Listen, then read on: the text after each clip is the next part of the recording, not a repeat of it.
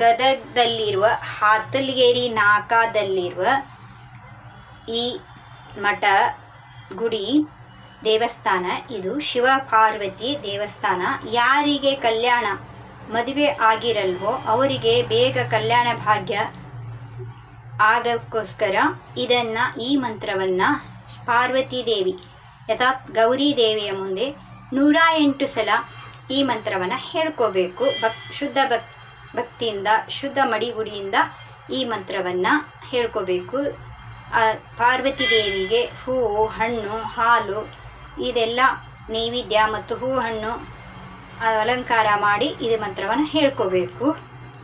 ಆ ಮಂತ್ರವಾದ ಹೇ ಗೌರಿ ಶಂಕರ ಅರ್ಧಾಂಗಿ ಯಥಾತ್ಮ ಶಂಕರ ಪ್ರಿಯೆ ತತಾಂ ಕೂರೋ ಕಲ್ಯಾಣಿ ಕಾಂತಕಾಂತಂ ಸದರ್ಭಂ. ಹೇ ಗೌರಿ ಶಂಕರ ಅರ್ಧಾಂಗಿ ಯಥಾತ್ಮ ಶಂಕರ ಪ್ರಿಯೆ ತತಾಂ ಕೂರೋ ಕಲ್ಯಾಣಿ ಕಾಂತಕಾಂತಂ ಸದರ್ಭಂ.